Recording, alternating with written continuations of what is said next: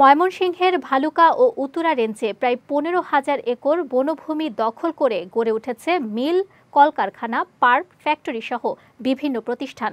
আর এইসব অবৈধ স্থাপনা থেকে কোটি কোটি টাকা হাতিয়ে নিচ্ছে একটি গোষ্ঠী। এ নিয়ে বন কর্মকর্তারা মুখ খুললেই দেয়া হয় হত্যার হুমকি। ময়মনসিংহ প্রতিনিধি মোহাম্মদ আব্দুল হক লিটনের পাঠানো তথ্যচিত্রে বিস্তারিত সঞ্জিদা আজিজের ডেস্ক রিপোর্টে। ভালুকায় দুটি রেঞ্জে প্রায় 15,000 একর বনভূমি জবরদখল করে গড়ে উঠেছে বিভিন্ন অবৈধ স্থাপনা।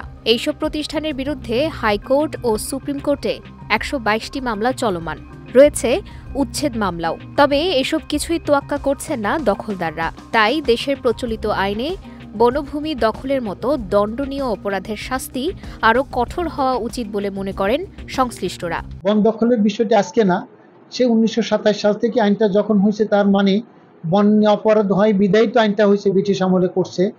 কিন্তু বাংলাদেশ সরকারের বিভিন্ন সময় যারা এসছে সমানে মামলা হচ্ছে, সব সরকারের আমলেই প্রভাবশালী ব্যক্তিরা রাজনৈতিক প্রভাব খাটিয়ে দখল করছে।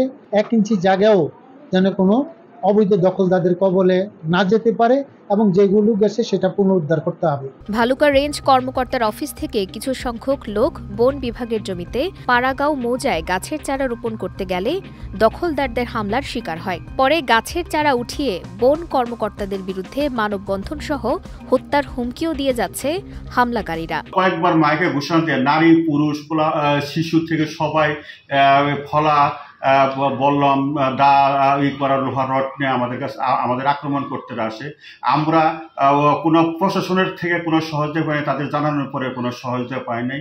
লাস্ট আমাদের চারাটি আমাদের সামনে উঠাই ফেলে, প্রায় 20,000 চারা উঠাই ফেলে, এমনকি আমাদের প্রাণ নাশের হুমকি প্রদান করে। যেভাবে বন দখল করা হচ্ছে, যদি এখনই কোনো ব্যবস্থা না নেওয়া হয় তবে বড় ধরনের প্রাকৃতিক বিপর্যয় হওয়ার আশঙ্কা সচেতন মহলের। পর্যাপ্ত যদি বন না থাকে তাহলে আমাদের দেশ প্রাকৃতিকগতভাবেই হুমকির সম্মুখীন হয়ে পড়বে।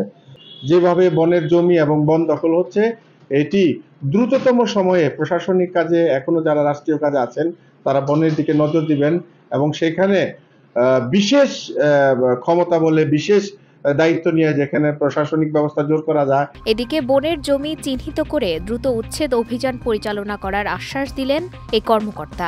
বন বিভাগের জায়গাগুলো প্রথমত চিহ্নিত করার একটা ব্যাপার রয়েছে, তো আমরা চিহ্নিত করার কার্যক্রম পরিচালনা করেছি। গত কয়েকদিন আগে আমরা রাজস্ব সভায় বিষয়টা নিয়ে আলোচনা করেছি। তো আলোচনা করে আমরা বন বিভাগের জায়গাগুলো চিহ্নিত করে আমরা সেখানে উচ্ছেদ অভিযান পরিচালনা করি। অন্তর্বর্তী সরকারের প্রচেষ্টায় ভূমিদস্যুদের হাত থেকে উদ্ধার হবে এসব সরকারি বনভূমি, আইনি সহায়তা দিবে পুলিশ প্রশাসন, এমনটাই প্রত্যাশা বন বিভাগের কর্মকর্তা, কর্মচারী ও স্থানীয়দের। বিজয় টিভি নিউজ ডেস্ক।